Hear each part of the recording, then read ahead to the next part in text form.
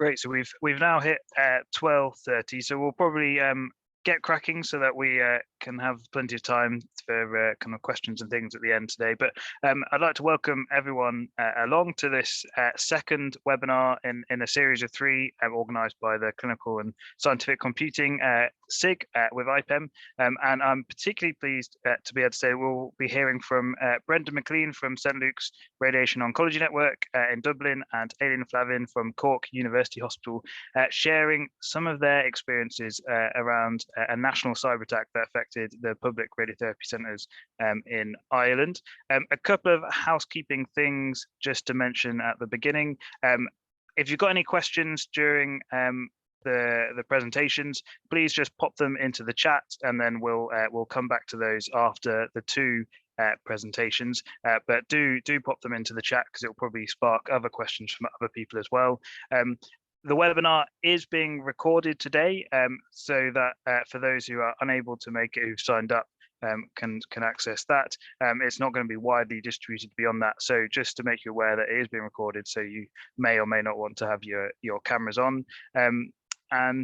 Yes, we'll have the two presentations, and then we'll have questions pulling out from the chat, and also if anyone has any new questions at the end. So without further ado, I'd love to introduce Brendan McLean to start us off.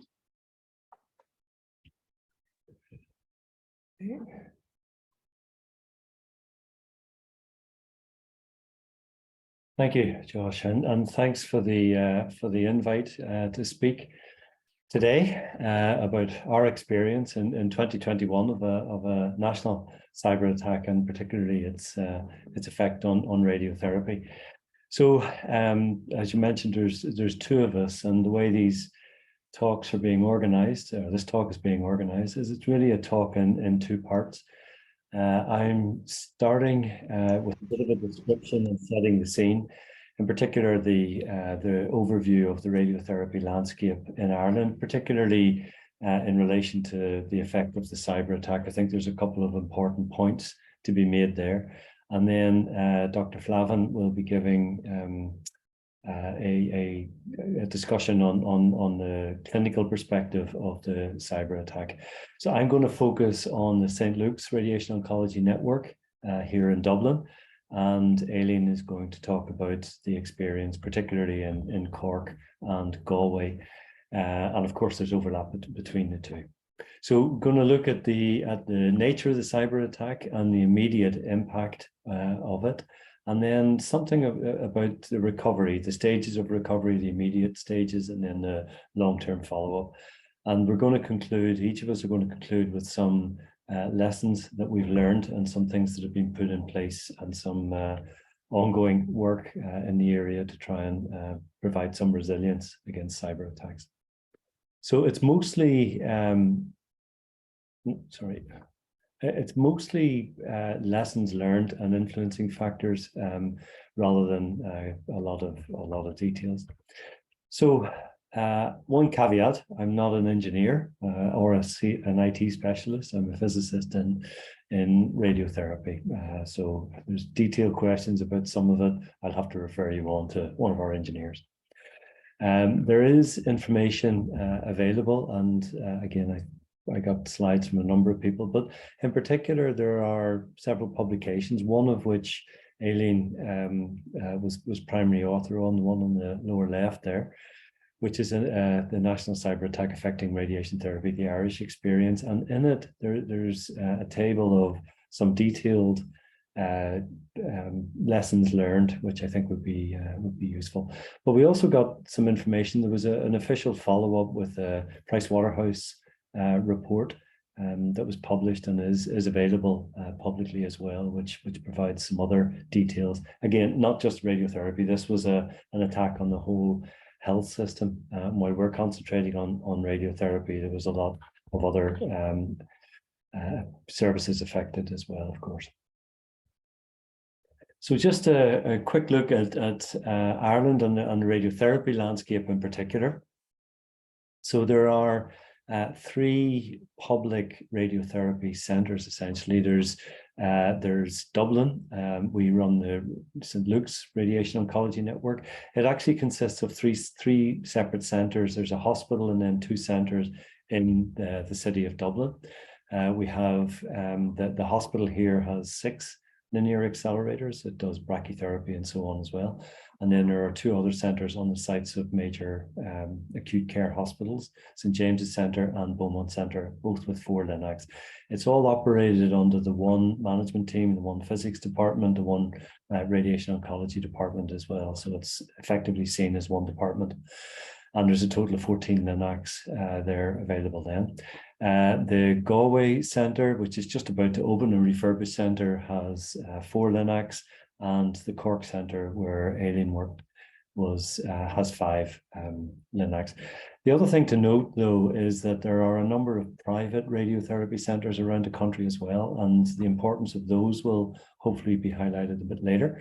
But there's 14 private LINACs in 7 current locations. So the total population then is 4.9 million, and that's in the 26 counties of the Republic of Ireland, excluding the 6 counties of the north. The Health Service Executive is an overarching executive, a bit similar to the NHS really, looking at the delivery or has responsibility for the delivery of public health and social care in Ireland. Within the HSE, there is also a National Cancer Control Programme, the NCCP. And again, the importance of that, I hope, will come out during the talk. It's a directorate within the HSE, and it's responsible for the implementation of all the National Cancer Strategy and oversight of all cancer services here in Ireland. But again, it played a role in the response to this as well. So just looking at St. Luke's in a bit more detail, and again, I'm not looking at everything we do, it's just the bits that are important in terms of the cyber attack.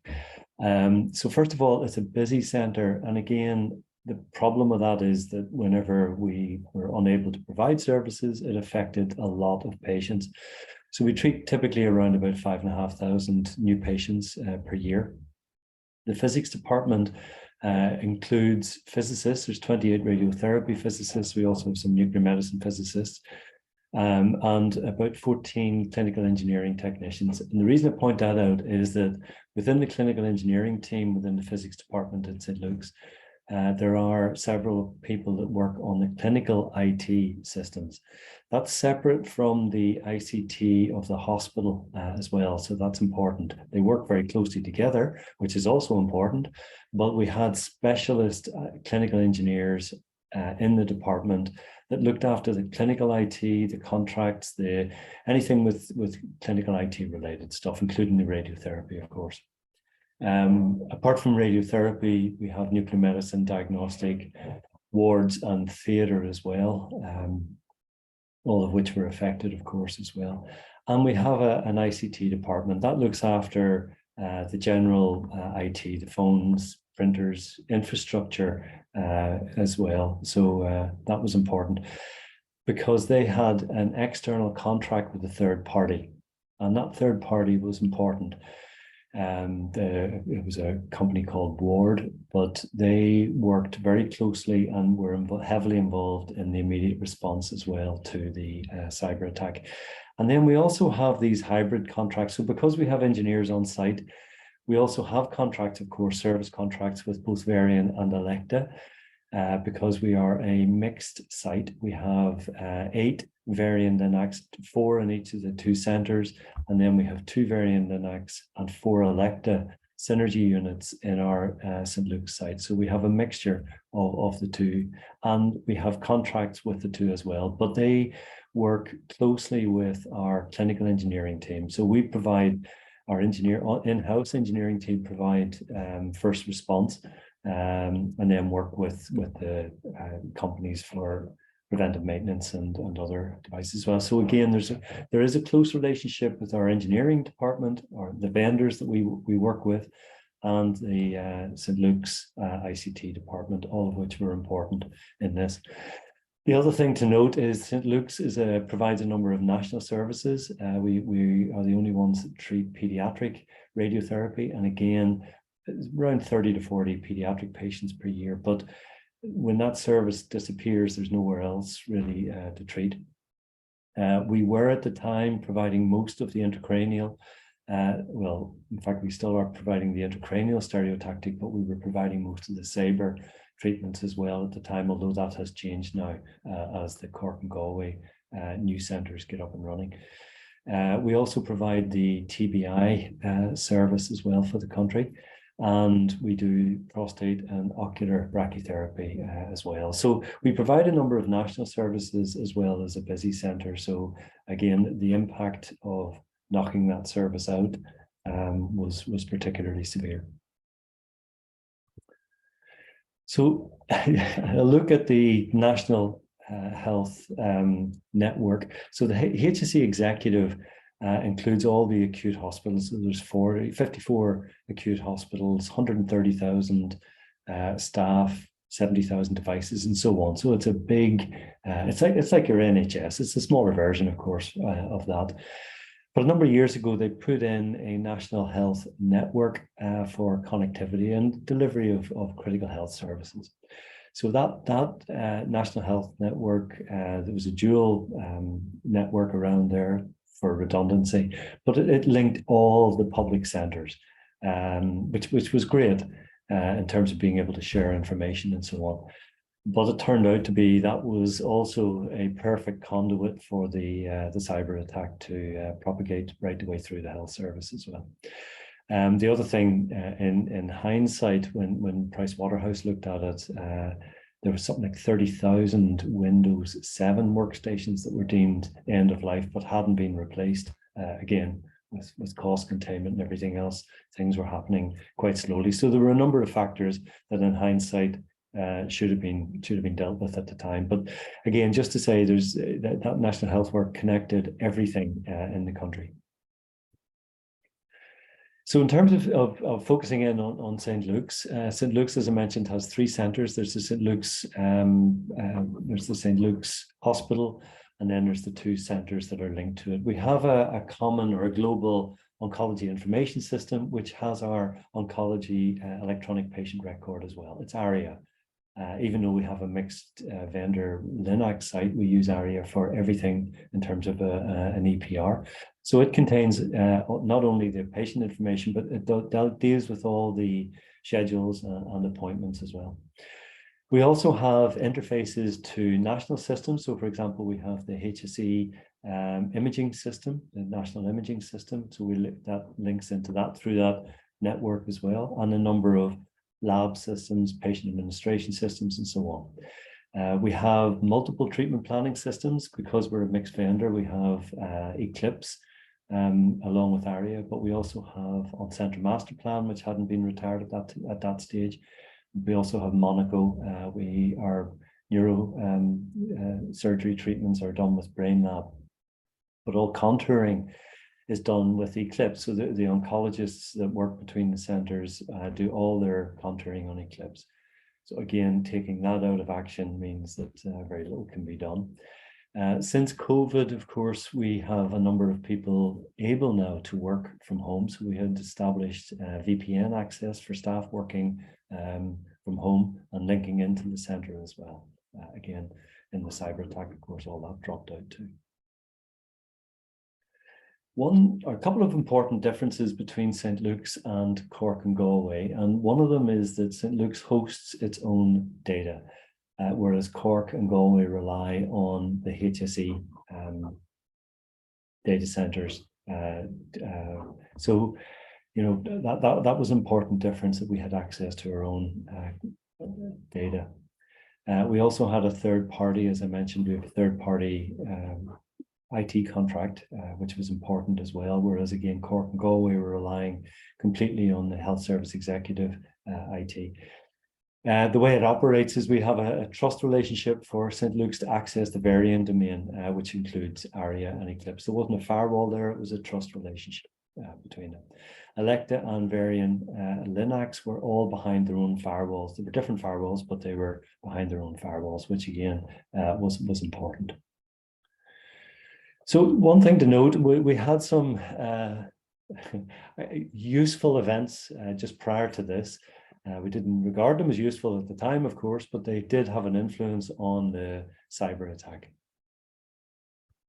One of them, of course, like everybody else, we had COVID. So but the main differences were that in COVID times, all the radiotherapy planning and treatment processes all technically worked. I mean, we had lots of difficulties with absent staff and everything else, but the mechanics of it all worked.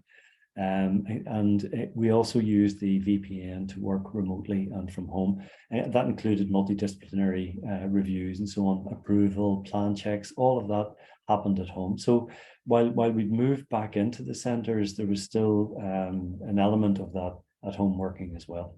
But the other thing that was useful at the time was we did prioritise patient treatments. And that prioritization really was on the basis of availability of staff. Now, Aileen's going to go into the clinical prioritization in a lot more, but we had looked at different levels of response depending on the capacity of the system to deal with it. So 80% of the capacity or above, we treated normally. And then as you went down in terms of availability of staff during COVID, lucky we never got to those lower levels where we had to with little capacity or projected capacity, and therefore we were treating a very limited number of patients. We didn't actually get to that stage. So we had some previous experience on prioritization and remote working as well. The second lesson that helped us in one sense, again, it wasn't a welcome lesson, but it happened, and it was in 2018. And during an upgrade for ARIA, things went wrong. Things went very badly wrong, as a matter of fact. The reasons for that, it's not entirely clear, but it was about domain controllers and configuration of domain controllers. And it meant that while we normally had 285 licenses available to operate across the network, we went down to less than 100 at most. And anything over that, the whole system crashed. So we were in trouble for a few days. And that limited treatments. It also required us to do clinical patient prioritization as well. So we had documents around that. And we also had to learn how to strategically manage the users across the network. So we had some experience of this, which we didn't think was going to be useful, but it turned out to be. So there were several important outcomes to that. For example, in our court documentation, we did develop documents for future possible outages. We didn't think of cyber attacks at the time. We were thinking of ARIA OISs going out. So we actually had developed some documentation around it. We'd also introduced a couple of new things, one of them being that ARIA runs 2 reports every night, one for the current week of patient treatments and the other one for the following week. And that's printed. At the minute, it's printed to PDFs rather than a hard print. But why was that important? Because it allowed us to contact patients. So it had all the patient details to contact regarding treatments in clinics. So we had developed all that up, and that proved to be very, very useful during the cyber attack as well. The other thing that happened was that it was clear that Varian, the infrastructure, managing the infrastructure was difficult. So Varian brought in this company Quadris, and they turned out to be really, really useful, really helpful. They provide and continue to provide critical domain and server Citrix experience. So they were in place during the cyber attack, and that proved to be very helpful. So they were only really brought in following the ARIA outage that happened in 2018.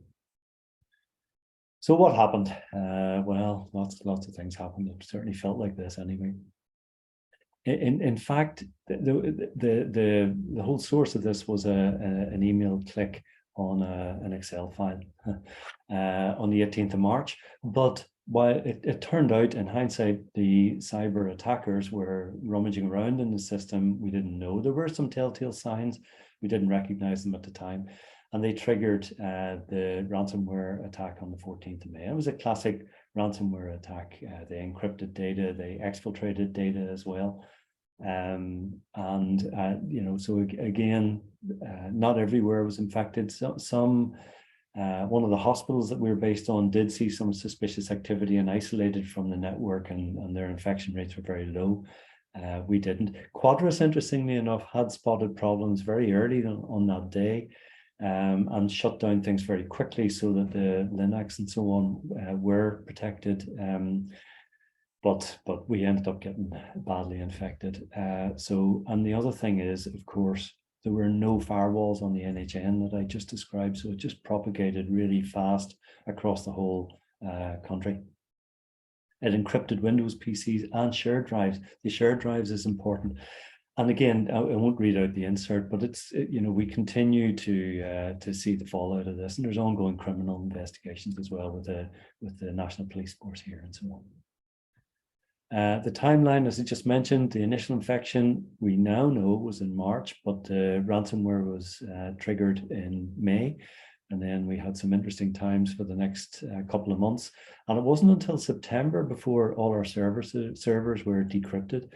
The government continued to insist that they didn't pay a ransomware for this. And you have to believe them, but they did provide the key, although we didn't exactly trust the key either at the time. So that's the timeline. The immediate impact, of course, was that there were no radiotherapy treatment or planning from the Friday that had happened. We hadn't got access to patient details, electronic patient records, or treatment plans. We'd no access to radiology, so no images from national systems or local systems was available. The other interesting thing is we had no emails, internet access, intranet access, or telephone lines. Telephone lines are all internet-based. So everything stopped. We had to use our own personal mobile phones, laptops, and communicate that way, which was interesting as well. Iterate is our document service here, and we had no access to that. Turns out we had Iterate operates off-site. It's a cloud-based system, and we get access to it. But of course, everything's shut, including all links to the outside world, so we couldn't get access to any of our documents. The shared drives for policies, procedures, clinical protocols, they were all missing. And from a physics point of view, of course, our equipment QA and key dosimetric data was also stored on the shared drives and unavailable to us as well. So that proved difficult, because when we got the Linux back up and running, the question is, what about the QA? What data are we comparing against and so on? We had always used access to these shared drives for that effect. Interestingly, it did not affect Linux, because they were behind the firewalls. It didn't affect the CT, it was running Linux. It didn't affect our KV or HDR units either. That's the positive side of it. It did infect Monaco, which was actually on our St. Luke's domain, but it didn't affect Mosaic or OMP, which were running on old on Centre Vizier domains and communicated similar to the Variant Trust system. So that didn't get infected. Monaco did have a hard backup of data, so we had to rebuild the servers then following the attack on that one. What steps to recovery? We immediately formed a single emergency management team, and again, that's where the experience from ARIA came in. And we had daily meetings. We allocated different tasks to smaller teams, and we linked in through the NCCP to the wider HSE. We did make the strategic decision to try and focus all our efforts on one centre. That was the centre with the least so-called challenges, and try and get it up and running first, and then gradually bring the other ones up and reroute all the critical patients through there. And the clinical prioritization, Aileen will talk about. So again, we established teams on that day. We also got our external ICT contractors in. We brought a technical team that included physics, engineering, and our clinical IT people. They had a long weekend. There was a lot of work going on. And I have to say, we wouldn't have got back as quick had it not been for the staff response. They were tremendous on that one, all staff. And then we got one of our centres up and running on the Monday. So we were able to reroute all patients, all critical patients through there, and operate that one first while we got the other links up and running. We did create a segregated network, so everything was assumed to be compromised until it was declared clean. We assigned all those to a dirty VLAN, and then we used different tools, Silence and the Mandiant FireEye tool, which reported to a central console, and once it was clean, it was put onto a clean VLAN and so on. So there was lots of moving parts. We had IT, we had clinical engineering, third-party vendors, HSE, and vendors themselves. So it was a complicated weekend. No treatments. In terms of treatments, we had no treatments available. on the Friday, of course. Monday, we did get some Linux up and running. We only could treat existing patients. We couldn't start new patients. Then, as you see, we gradually got other Linux back online over the following week or so. So, we managed to get back up and running quite quickly. And we were lucky because of those factors I mentioned about IT and our own data. We were able to get up a bit quicker. Finally, some learning. I think the staff flexibility and response was key to this. People did come in. They worked long hours, they worked weekends, they worked nights, and so on, all to get this back up and running. It was really quite a response. It was really couldn't have done it otherwise. Governance and information. Yeah, the fact that we had decision-making groups and we avoided mixed messages. So when we were giving information out, it went through the NCCP nationally. The media were very helpful as well in terms of getting messages out, because again, we'd no phones, we'd no email or anything like that. So that was really important. That centralized message that was going out nationally as well was really helpful. Risk assessments, yeah, I mean, we risk assess everything now. Local IT and clinical engineering services, that was absolutely critical to what we did. Clinical prioritization, again, Aileen will talk about that in a bit more detail. The previous lessons turned out to be useful. So hopefully other people will learn from those as well, including our experience of the national cyber attack. We had to use specialized communication platforms. Silo, I think, was the one that was used here. Our own WhatsApp groups, personal phones, and so on became really important as well. The relationship with the manufacturers was really important. We had a close working relationship both with the IT contractors and the vendors, and that was critical to get going as well. Yeah, hardware updates. So it turned out that we were clearly behind, and we've been asking for updates, of course, but again, cost issues and everything else prevented a lot of that. And that was a problem with old PCs that were easily infected. A lot of that has changed, obviously, since, and lots of things have been updated. So there's a bit of a silver lining to that one, I think. We were also, the other thing is our regulators, we are inspected. We're licensed by the EPA here, our Environmental Protection Agency, and we're also regulated by the Health Information Quality Group as well. So they understood what was happening, and they did take a light touch to that while we were in the throes of all of this. The last thing we needed was an inspection, I think.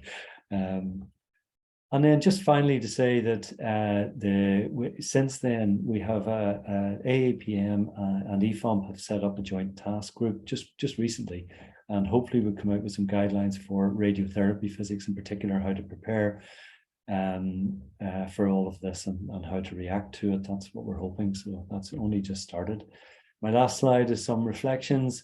I think there are 3 stages in my mind. I've got 2 of them up there. Cyber prevention, obviously, where everybody's concentrating. Cyber resilience is when it happens, and it's not if it happens, but rather when it happens. I think there's a 3rd one, which is cyber recovery as well. I think there are 3 stages we need to concentrate on. I think the lesson I would say to everybody is prepare for an attack now, because the chances are it's going to happen. And now when we're introducing anything in terms of new technology or new technique, we do consider what if there was a cyber attack to try and factor that into our risk assessments as well.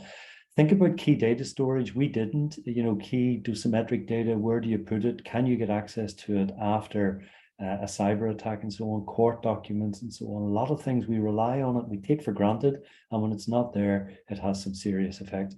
And finally, the longer term staff effects. I mean, stop seriously, between ARIA outages and COVID and now the cyber attack, that really was it. And I think there are longer lasting staff effects. We certainly notice it. People have really had enough of it. So I hope it comes back, but really there's a lot going on in the last couple of years. So I think that's all I have. So thanks very much for your attention.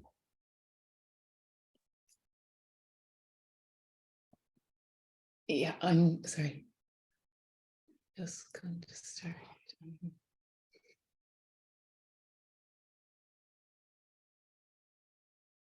Let me just get it to presenter. Sorry, now.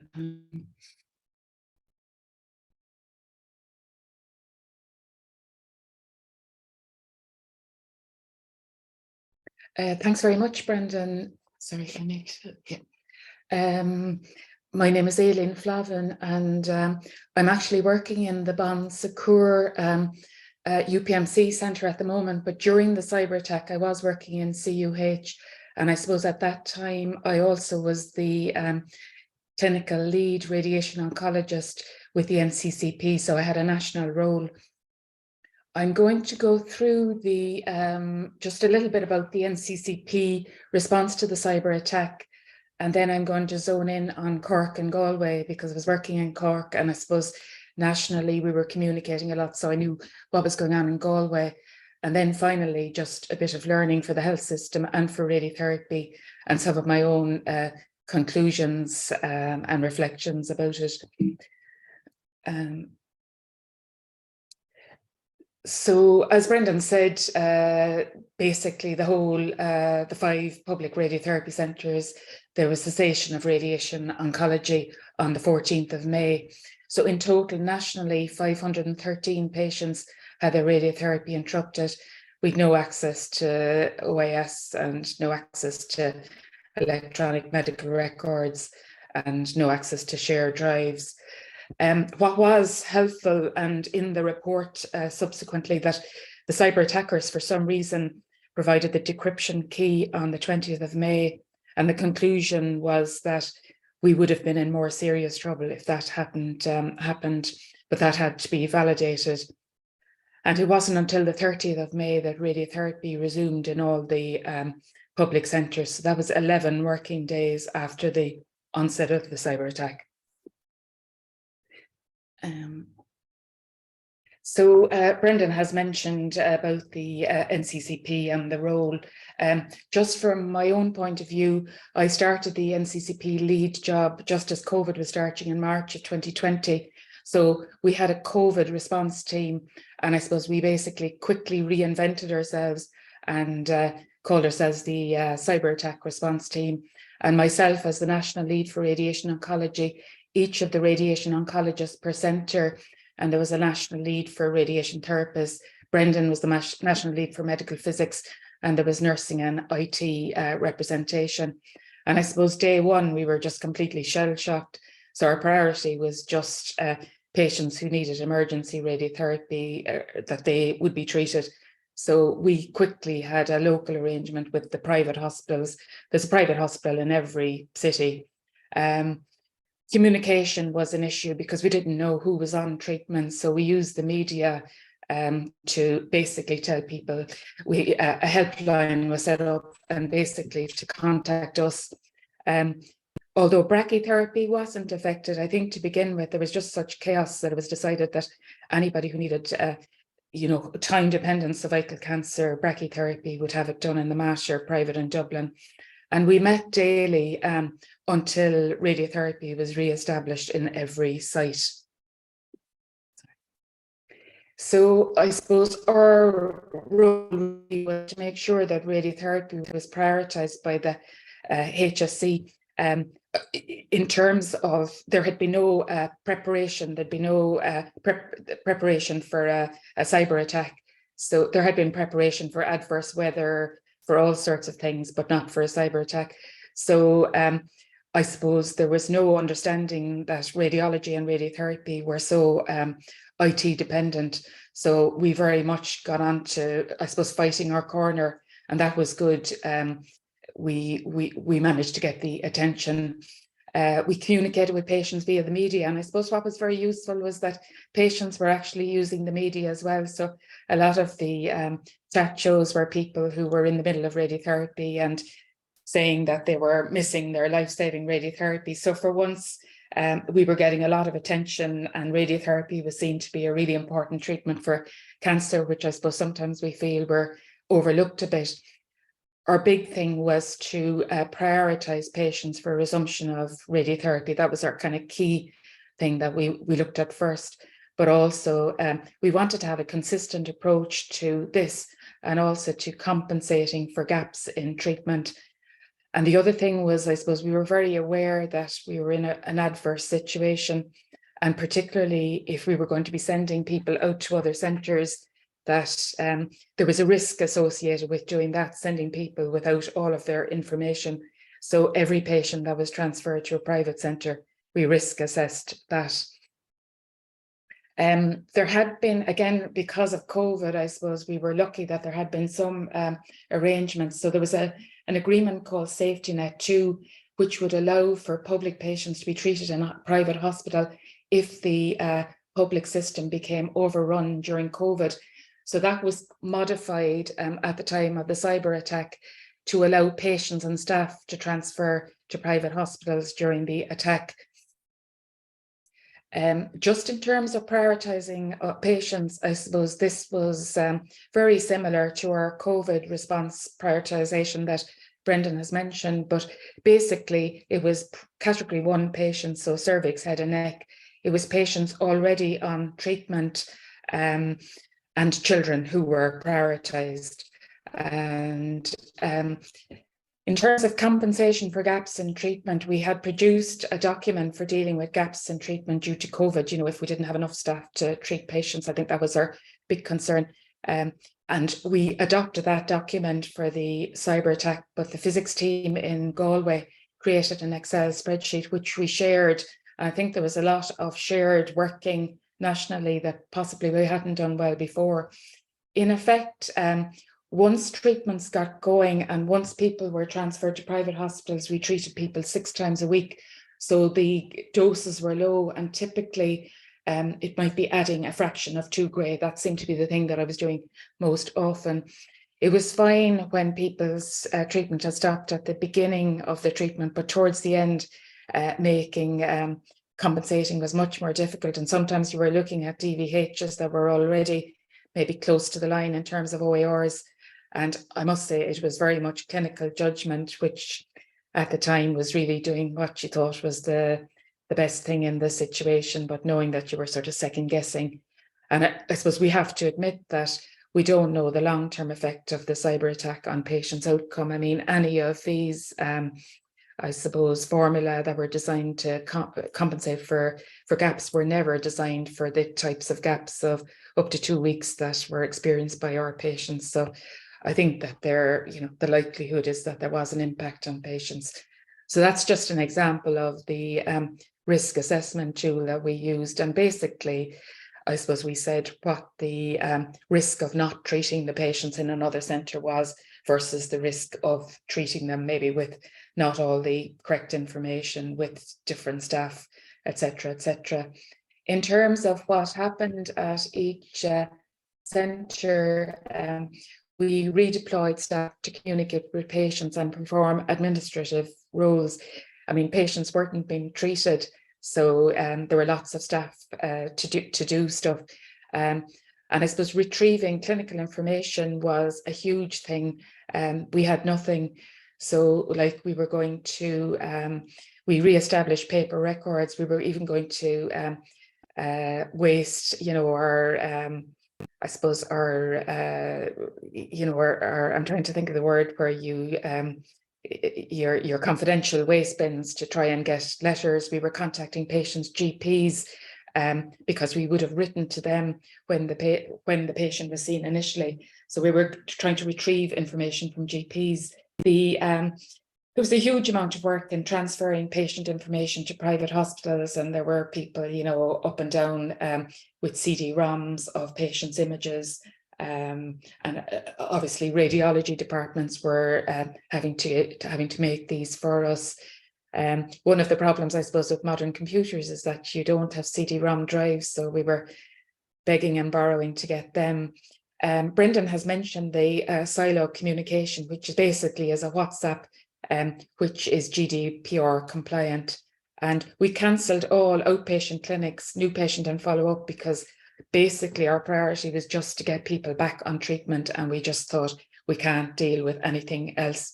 We did, and the radiation therapists, we call the radiographers radiation therapists, they were very good, but basically their job was to triage referrals to make sure that, you know, if there was a spinal cord compression or something urgent, that we saw it, because as you can imagine, the situation was fairly chaotic. So in Cork, we had a new department which had opened in 2020 with 5 Electa Linacs, Mosaic and Monaco as our treatment planning system. So we had 136 patients and interrupted. And so the cyber attack was Friday the 14th. On the 19th of May, which was the Wednesday, I can remember it all very clearly, just because it was such a terrible time. There was an agreement that the Bon Secours UPMC, they would allow us have a Linac. Again, they didn't have, you know, they didn't have the staff to treat all of our patients, but they would allow us to have a Linac. And I suppose it was worked out that they had capacity to treat 70 patients. So staff were redeployed from CUH to the Bons, and I suppose there was a lot of fast training and fast induction. And I'm sure, you know, it was the best that could be done under the circumstances. Radiotherapy wasn't established until it was a Sunday, the 30th of May. And when we looked at our median gap for category 1 patients, it was 6 days. Now, we did have somebody who was an outlier, but in the main, we got them scanned and planned in the Bons and had them back on treatment by the 24th of May, which was the Monday. And it was 10 days for the remaining patients on treatment, some of whom got back on treatment in the Bons and some didn't. They literally got back on treatment in CUH. The Bon Secours UPMC is a Varian department, and there's Varian provided a lot of temporary licenses for all the additional staff. It's a small department, there were staff everywhere. And then Varian have a company called CTSI who provide medical physics and dosimetry service. So we had dosimetrists in multiple time zones doing around the clock planning, and that was really helpful to us. From my own point of view, it was really like saving patients one by one. It was just finding out who they were and just going through the list. And at the time I do gynae, so I had 4 cervical cancer patients on treatment. So they were obviously my first priority. We were desperately trying to get information, and it was just fatigue plus. People were working crazy hours. The one good thing that we did was we had a peer review system where we met twice a week normally and went through all new radical plans. So we reinstituted that. And I think that because of the situation we were in with you know, completely overworked, I think that was a good idea. But the Bons worked 7 days a week for 7 weeks, and the working hours were, you know, 8 o'clock in the morning to 10 o'clock at night. And for the staff, there was no normal life. And I suppose really the staff were great, but also the patients. We treat people, we're different from the UK. I suppose we have a more rural population, but we would have people who would have a 300-mile round journey, and sometimes they were being treated late in the evening. These are just some tweets from my medical physics and radiation therapist colleague, and basically saying that in 4 days they CT'd and planned 70 plus patients. So it was a huge ordeal. There was a lot of overeating, probably drinking a bit much and no sleep, but unlike when you're normally doing that, it wasn't at all enjoyable. We got access to Monaco on the server in CUH on the 26th of May, and this kind of just shows, I suppose, how desperate we were. The picture on the left is I had a lady who had an orbital and maxillary antrum non-Hodgkin's lymphoma, and she had been rescanned in the Bons, but I could not get her PET CT image, just couldn't get hold of it at all, because obviously radiology were very affected and they didn't have it. So once I got access, so I'd scanned her, but I couldn't do anything with it. So once I got access to this, I was able to look at what I had outlined before. I took loads of pictures and I just went back and recreated it. The one on the right is a cervical cancer patient where I was giving her a simultaneous integrated boost to nodes. I could see her PET, but it was on a laptop, and I don't know, I just wasn't confident that of the nodes anymore. So, and there was no radiologist that had training in PET down in the band. So basically, once I got so I decided not to do a simultaneous integrated boost on her, because I just wasn't confident enough. But I think it highlights the dilemma that we were in, trying to make decisions. Galway, their old department, they've now moved to a new one, but they had 3 Siemens Linacs with Mosaic and Monaco, and they had 73 patients on treatment. Their good thing was that they had a list of patients on treatment held in a separate computer.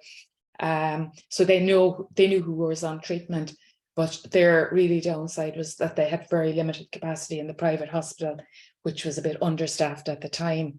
So they only had the ability to to take 20 patients. So on Friday, the 21st of May, it was decided to transfer some of the category 1 patients who were still without treatment to Dublin.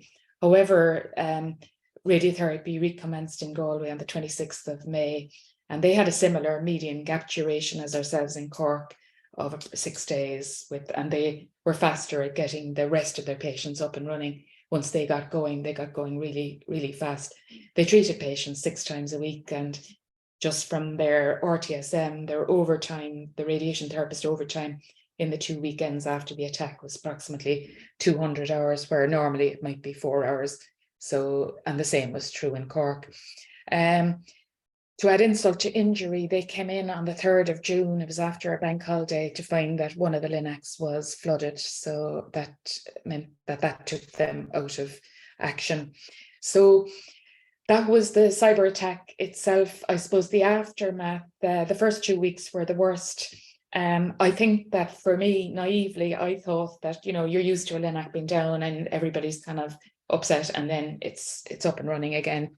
And so naively, the first day I thought that was going to happen. And then I think by the end of week 1, it was very much dawning, it's not going to happen. And so the first 2 weeks, particularly the second week, was the worst, where you were just getting exhausted. It took months to get back to normal, and you were finding systems crashing, and you were contouring and losing your work. The aftermath was very difficult. Brendan, I think, has said, like, we had no access to the PACS imaging, and we were dependent on CD-ROMs for months. It was till about September, and email was an issue for several months. And then by then there was a huge backlog of patients, so we were dependent on the private system until late 2021. So this was the PricewaterhouseCooper, I suppose, report on the attack. And as Brendan said, it was a very unsophisticated attack. There had been lots of concerning events which hadn't been noted. They had been noted, but I think there was nobody really, I suppose the number of staff in cybersecurity for the whole health service was 15. So it was a bit like that. There was no governance and there was nobody to report up to. This was the main finding of the report. I think it was quite similar to, there was a report after the UK attack in 2017, which was quite similar. No contingency plan for a cyber attack, and our IT systems were very frail on Windows 7. So the need for investment in IT was highlighted. And I suppose the need really for cybersecurity in particular with the governance structure. But I suppose the one thing was that it could have been worse, was their conclusion. Data wasn't lost. And I suppose getting the encryption key probably sped up things quite a bit. It could have lasted much longer. What's happened since, I suppose, we were, Brendan showed the system. So basically we've moved to a single domain. There had been 8 domains, so that makes you more vulnerable. Cyber surveillance has very much been ramped up with FireEye monitoring, and there's 2, McAfee and Mondiant as well. There's a huge focus on education with mandatory tests, and people get sent test emails to see if they open a phishing email, and if they do that, then they have to do more training. There's been a lot of focus on cyber hygiene, changing your password, authentication, and there's been a huge recruitment of cybersecurity staff. Interestingly, the governance part of it, they wanted to employ a chief technology transformation officer who oversees IT, because actually, what possibly saved us a bit was that we haven't really embraced electronic medical records as much as we should have. But I mean, this is obviously something we need to do. So the Chief Technology Transformation Officer over that, and then a Chief Information Security Officer who would report to them, who's very much responsible for cybersecurity. They haven't managed to employ them, but they have seconded people from the private sector, which I think is quite interesting, showing that the health system isn't very attractive for these people. In terms of the learning for radiotherapy, I suppose basically the learning is very much, there's loads of articles written on cyber attacks on health systems and also on radiotherapy, particularly in the last few years, are on the increase. And this has been very much so since COVID, where people are cyber attacks in general, where more people are working remotely, and that happened very quickly without all the checks and balances. I think we live in our own world, and just before our cyber attack, there was an attack on the Electa record and verify system in the USA, which affected more than 200,000 patients. And then just at the, I think in early June of 2021, there was a cyber attack in New Zealand. So all of these cyber attacks, they kind of happen, the root cause is different, but the effect is the same, that you end up with huge gaps in patients' treatments of 2 days to two weeks. Fatigue is a big issue for staff, and there's a long aftermath. So you don't recover quickly from them. Cyber attack resilience, there's very little on that. I mean, people talk about bypassing the OIS and treating patients manually on the LINAC, but I think that there's a lot of safety checks in the OIS that make people reluctant to do that. There is a paper which I think is very good and I can share with people, which is basically from Maryland, where they looked at retrieving all the essential information from an OIS on every patient on treatment daily and saving it on a secure server so as that you can use it to make up your secondary OIS system. We are hoping to work with New Zealand, the group in New Zealand who had a cyber attack very similar to ours. Just really, I think there's been lots of things put in terms of cyber attack prevention, but I think cyber resilience and having business continuity and how you're going to continue service and get patients back on treatment quickly is really important. So from my own point of view, I can't overestimate the effect of it. Investment in cybersecurity and IT is obviously very important. Don't live in the moment. You need to prepare. What would you do if your OIS failed? You need to look at every part of your pathway. And I think that what I suppose came home to me was that the Chief Information Officer said he was not aware how IT, radiology and radiotherapy were. And I suppose in a way that's not his fault, that's our fault. We need to make people aware of how dependent on IT we are. I think the storing your own data with dedicated secure servers like St. Luke's and Vermont in the US really gets you up and going far more quickly than Cork and Galway were. In terms of keeping some basic information on your patients, knowing who they are and how many fractions they've had. What had happened in Cork with the news centre was that IT support was outsourced to the vendor, and that was a bad idea because they couldn't provide remote assistance to us because they couldn't access the network. I think developing relationships with adjacent centres, even though sometimes we might be rivals, I think it's something that we have to think about in the world that we live on. As Brendan said, the COVID resilience helped, and having a national approach and kind of supporting each other and sharing ideas, I think really got us through. Thanks very much. Sorry, I hope I haven't gone a bit over time. Thanks very much, Aileen and Brendan. That was really interesting and slightly scary, just the kind of situation where you have, everything kind of shut down and so much to deal with. Please do pop questions in the chat if you've got questions, or raise your hand on the kind of on the Zoom kind of reactions if you've got a question.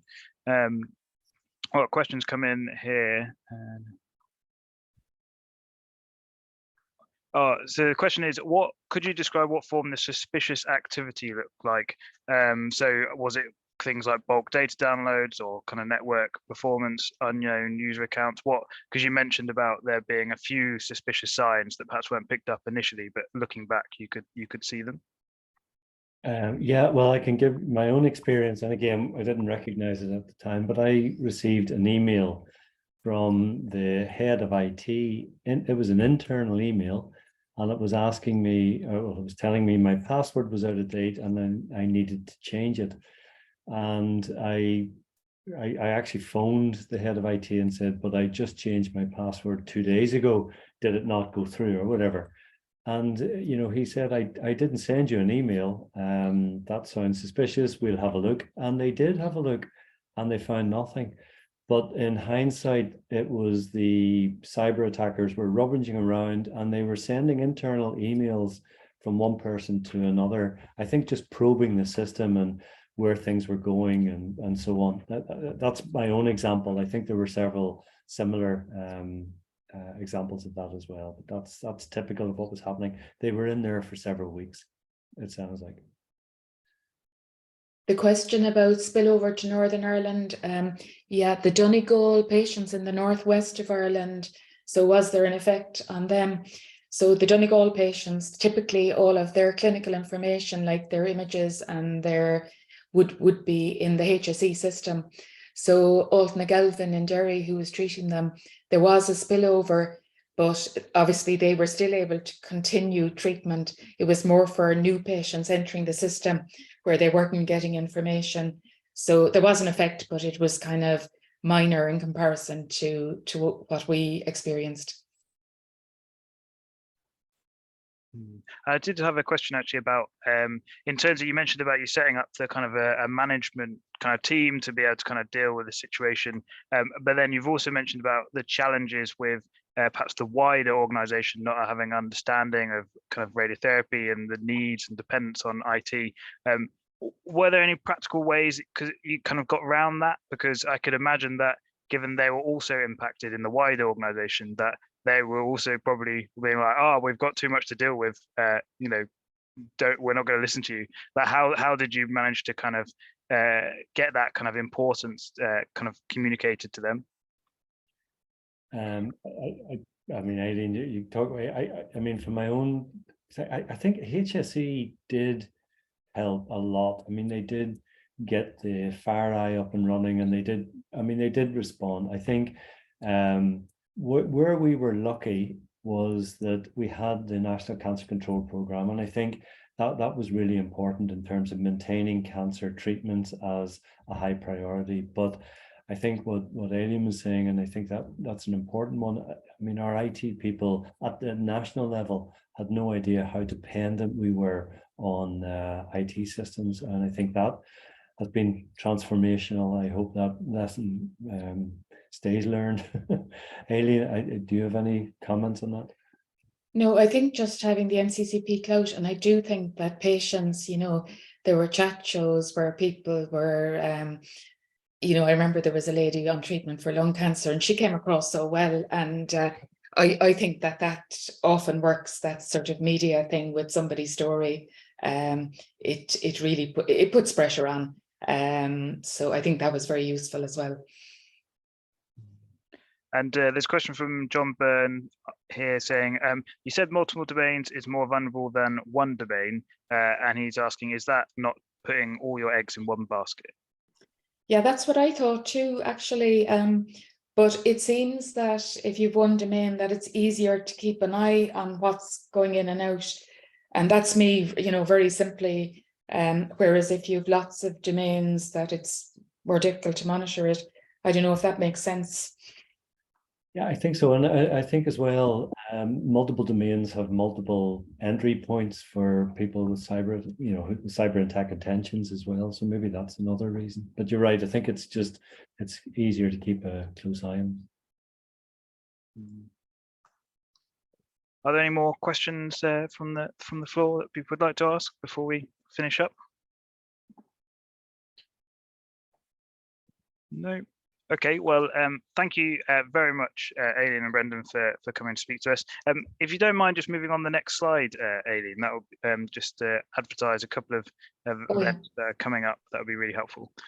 So the third webinar in our series from the CSC SIG is coming up in a month's time. So again, on a Monday lunchtime, and we'll be looking at a few case studies of kind of the use of open source or commercial software, kind of the pros and cons of those, a little bit of a debate about when we maybe should or shouldn't use different kind of tools to help us. And then also a reminder about the upcoming in-person event, so an all-day event in September for the Clinical Scientific Computing Symposium. The abstracts for that are open, so the closing date, the submission deadline is Monday, the 10th of July. And if you've been doing anything around kind of computing within medical physics and engineering, we'd love you to submit an abstract. Maybe that's kind of developing software to support clinical services, or the use of AI or machine learning kind of for clinical decision making. Maybe you've just used, a little bit like the third webinar, you've used either a free or commercial kind of software tool that's really helped you within your kind of clinical service, and you'd like to present that. We'd love to have those. Or maybe about more the kind of management side of kind of clinical computing and best practice. Also, anything on that we'd be interested in. So they're just some ideas for things you could submit. So 10th of July is the submission deadline for that. And also just to mention the communities of interest, off the back of the last webinar where we were talking about clinical safety, there's the new communities of interest for that, as well as the ongoing CSC one. So just to thank Aileen and Brendan once again, and thanks everyone for attending. Thanks very much.